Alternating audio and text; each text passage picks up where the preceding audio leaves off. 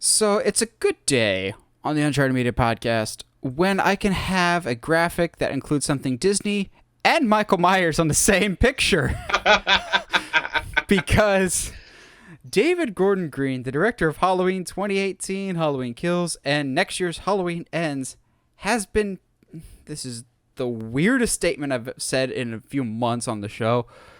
Has been tapped to direct a movie for Disney Plus about the creation of Disneyland. Disney? I like David Gordon Green's Halloween movies. Have you seen his filmography, Disney? Like, before Halloween, he did adult comedies. Please, Disney, do not tell me that you hired this guy because he directed a movie called Your Highness. Please don't tell me that's the one and only reason that you hired this guy. I don't mind this. I think it's odd that it's going to Disney Plus for sure and not theatrically, but cool. I remember when Disney Plus first dropped, they did a documentary series by the iWorks called The Imagineering Story, which I still think is one of my favorite documentary series, which is basically like the history of Walt Disney's Imagineers, like the people that come up with the rides and the stories and everything else. So I want more theme park related content. I've said forever, Disney Plus needs more behind the scenes Disney stuff, and Peacock needs more behind the scenes Universal stuff. I'm still Peacock. Look at me. 1, change your name. It's a stupid name. 2, put Halloween Horror Nights content on Peacock. Oh my God, you could charge me $30 a month and I would still pay. Please. But I think this is interesting. My big question will be 2 questions, really. 1, are you going to sugarcoat this? 2, who are you casting as Walt Disney? Because you tried this once before, and as much as I love Tom Hanks, you absolutely blew it the first time. Good God, was Tom Hanks as Walt Disney terrible. I don't know who you would cast, but as someone that's not typically the biggest Disney parks person, Josh, are you interested in a Disneyland movie? No, not at all. I think this is Bob Chapek scratching his own back a little bit. I like that. Like I'm completely serious on that. I like there's already some good content on Disney Plus that kind of like looks behind the scenes a little bit.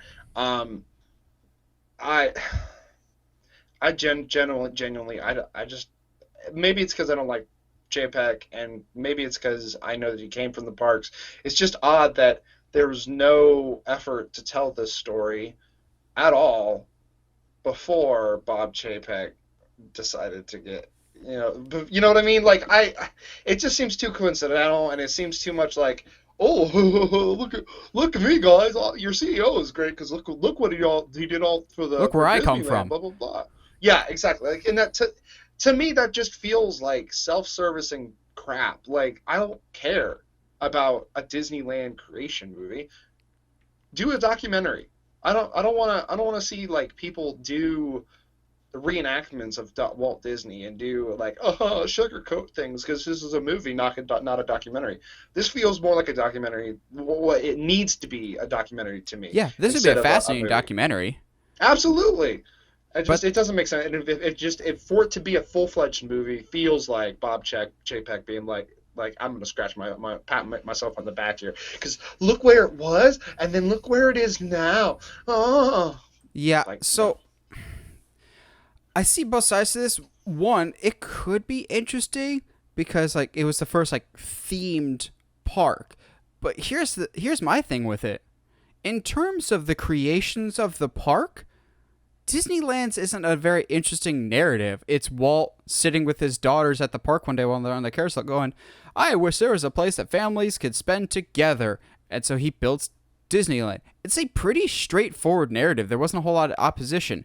On the flip side, if you do a movie about Disney World, that's a much different story. Here's why.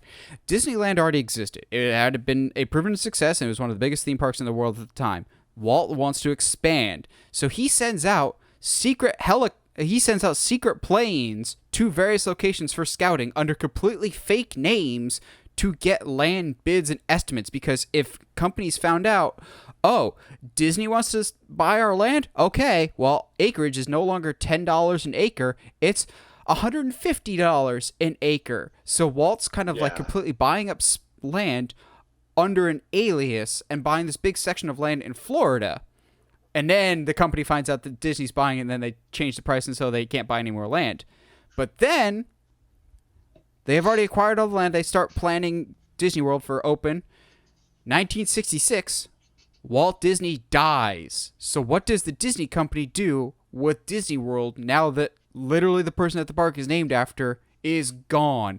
That, to me, is a much more interesting story than, boy, I want to build a park. Well, there's the park there. Like, Disney World had much... Hell, do Euro Disney, in which case that fell on its face. That was a colossal mistake. Obviously, Disney won't make a movie out of that, but if they ever wanted to throw Michael Eisner under the bus again, they could just do that. I think the Disney World story has much more interesting implications of what do you do when your boss is gone? Do you feel like... Are you like Roy and you want to see out his vision? Do you not go forward? Where's that line of what is Walt's and what is just us? And there's a 5-year gap between his death and the park's opening. Open with Walt Disney dying and everyone proceeding with, where do we go from here? That's more interesting to me. And as much as I love David Gordon Green, I just think this is an odd choice from him. Like, unless we're going to have, like I have in my graphic, Michael Myers discovers Disneyland because, Haddonfield looks suspiciously like L.A. Ooh. So bear with me here. We're not getting Kingdom Keepers as much as I wish. No. Okay, so I think even with your adding your explanation into this, I think I absolutely would prefer this be a documentary, and that's not just because I watch documentaries every week. But if we're gonna do this, let's lean full into David Gordon Green's comedy. That's fine. Let's do that. That's fine. Let's make this David Gordon Green's attempt at doing Into the Shadows, but with the Disney parks. Like, how? That would be hilarious. Are you kidding me? Oh, like, my God. I would kill for the Office style, except with the early Imagineers. And instead of Michael Scott, it's Walt Disney. Like, just with insane ideas, and Bob Gurr, like, looking dead down the camera, just going, he wants a pirate ride. Pirates don't sell in California. Or have, like, when they're building the Jungle Cruise, and this is a true story, when they were building the Jungle Cruise, somebody almost drowned because the track was too long, so they just sunk to the bottom. And so maybe you can have the two guys that are there that day be like, oh yeah, I just look over and Ted's just completely gone. I'm just going, break time?